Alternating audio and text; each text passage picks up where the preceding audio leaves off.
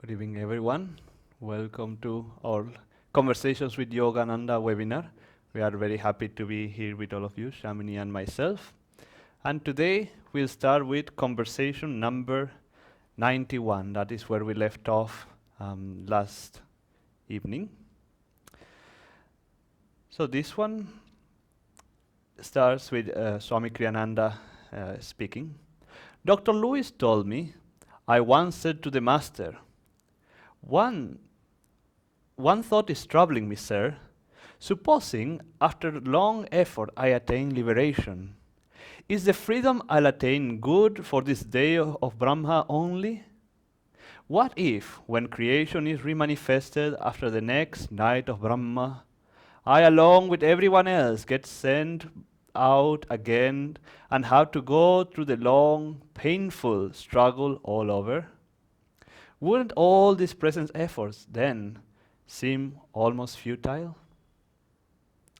Never fear, the master reassured him. Once the soul becomes free, it remains so for eternity. Nevermore will it have to roam the long, winding road of evolution. Now, isn't that a very comforting reassurance from the master? Now, for those of you who may not know about the day and night of Brahma, what it means is that, as it says in the scriptures, that there is a certain time, you could say, that God pushes out all the souls, all creation out of himself and manifests this entire universe in what is called the day of Brahma. Now, we don't know how much the day of Brahma lasts, but it is said that to last probably a few billions of years at least. And after that time, at a certain point, I don't know how exactly, but God calls everything back into himself and begins the night of Brahma, where there is no physical creation, no more of this creation. The souls all go and rest back in him or in whatever state of consciousness they are. And again, it is supposed to last for a few billions of years, until then again the day of Brahma comes and all manifestation goes, and so on and so forth. These are the cycles of creation. So now Dr. Lewis is asking, imagine that I find God, I'm liberated, but we all know that it takes a long time to find God. It's not just a matter of one lifetime. Imagine that we find God, let's say 98% of the way into the day of Brahma. So that means we get 2% of whatever that amount is to enjoy our God realization, and then we had to start all over again. And Yogananda said, no, once you get out, you are out. And it's actually a little more scary than that, because Swami Kriyananda would often tell us that probably, and I think he will quote from the Rubaiyat of Umar Khayyam. I was trying to find the quote, but I could not before this webinar. But he was saying how it says there that some souls that I cast out during the dawn of the day of Brahma, the beginning of the day of Brahma, are still wandering in delusion after, when the night of Brahma comes. And he will say, how many days of Brahma have we roamed in delusion? How many days of Brahma it may take the soul to find God? That is a little bit of a scary thought, you could say. But again, as we often repeat, I think in these programs, that the scripture says that it takes at least 4 to 8 million lifetimes to just become a human, and then another 4 to 8 million lifetimes at least to find liberation once you have become a human being. That, we are dealing with rhythms of time here that are beyond perhaps our human comprehension, that we could not imagine. And that if we have even the slight desire to know God, we are towards the end of our journey. And I think if you are watching this webinar, that you are towards the end of the journey. Even if it's a few thousand incarnations, what is it, a few thousand compared to a few billions? So in that way, we can say relatively to all that, we are pretty close and we should be celebrating. But then, again, sometimes it doesn't help us to think in that such a broad way. It does and it doesn't. For some people that go much more with the heart, all these things really mean nothing. And in a way, it's good. I wanted to read from the Bhagavad Gita because here Krishna talks about this day and night of Brahma. So I want to just read a few verses from the 8th chapter, number 18 forward. So Krishna says, At the dawn of Brahma's day, all creation remanifested emerges from its night state of unmanifestation. At the dusk of approaching Brahma's night, all creation sinks back into its previous unmanifested state. Again and again, O son of Pritha, Arjuna, the same people throng back to earth to be reborn. The cycle of reincarnation ends for them only temporarily with the descent of Brahma's night. It resumes again with the dawn of Brahma's day. Beyond the unmanifested state, known as the night of Brahma, there is absolute unmanifested, forever immutable, which remains eternally untouched by the recurring cycles of creation. And one more. The absolute unmanifested, forever immutable, is what the sages speak of as the Supreme Spirit. Those only who attain it by self-effort gain eternal freedom from obligatory rebirth. This Krishna is telling us very clearly that beyond that this day and night of Brahma just affects all those who are stuck in the stairway of reincarnation, those who are still stuck in ego consciousness, that all those who have found God, they are in that other, you could say, in that other universe, which is unmanifested, that is Satchitananda, that it is existing no matter what, because it is God, it is pure consciousness. And it's, sometimes a disciple had asked Yogananda, so then what? Can I just wait till the night of Brahma comes and then I'll just go back into God? And Yogananda said, well, no, it is not that easy. As long as you have not overcome the ego, you will have to come back. And I used to wonder a little bit about this, because I do think about these topics at least once in a while, even though they are way beyond my present experience. But it made me think, so how come if we go back to God, we had to He pushes you back again? Isn't it that once you are one with God, that's it? But Swami Kriyananda, he says something very interesting here. He says, the cosmic night, though described as having an equal length to that of Brahma's day, is not the unmanifested state of absolute spirit. So there is making a distinction between the night of Brahma and what is beyond creation and night of Brahma altogether. Instead, it is simply a state of quiescence, a temporary resting period during which all beings and all things remain in a condition not unlike that of seeds in wintertime, which lie dormant underground.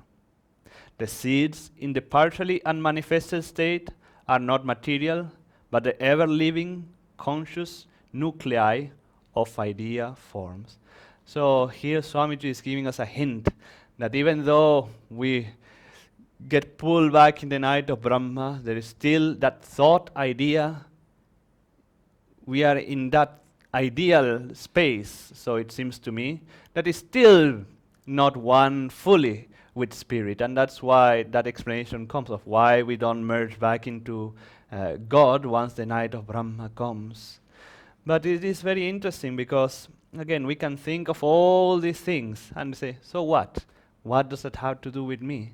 And that tells us very clearly that in the end, it really doesn't matter how many days and nights of Brahma we have been going through, and maybe how many more we had to go, although I doubt we will have to go through any more ourselves.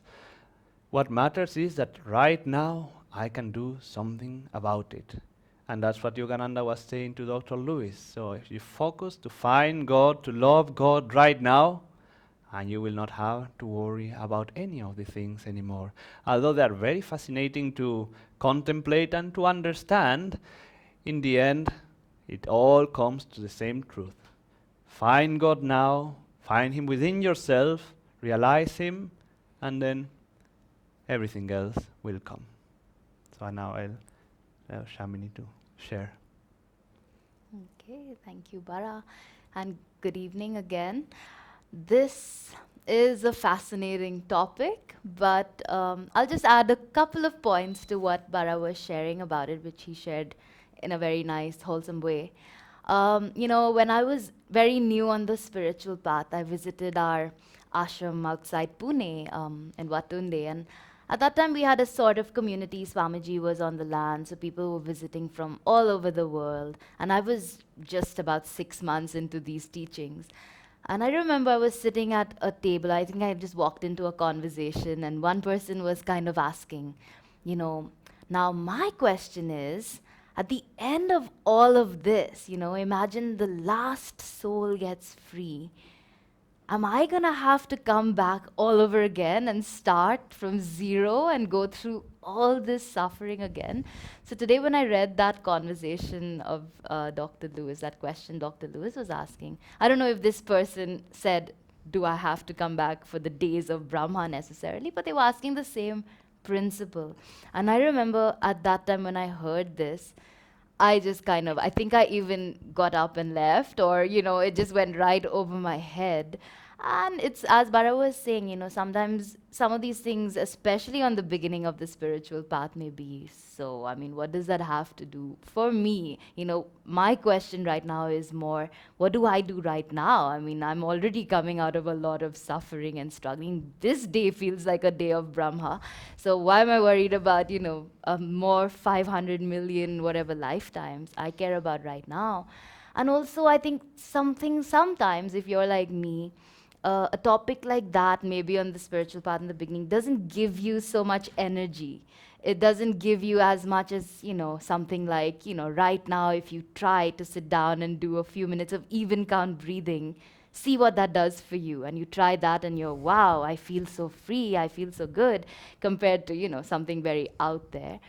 But nevertheless, it's something to certainly contemplate and maybe even keep on the shelf, from time to time, kind of pick it up again and just keep it in mind, because it is something that I think crosses a devotee's mind, where we are trying our very best to put one foot in front of the other every single day, to offer our devotion more, open our hearts, meditate, be kinder, whatever it may be. We're trying constantly. Sometimes we may really feel like, oh my God, I'm getting nowhere.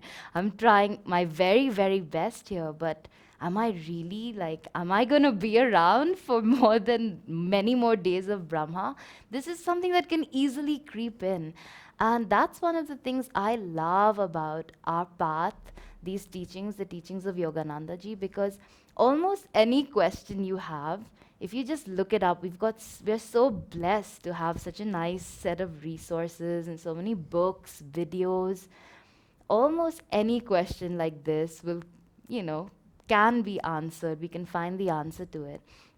And so I just wanted to stress a little bit on the end of this reading, which Dr. Lewis said, I felt greatly consoled by this.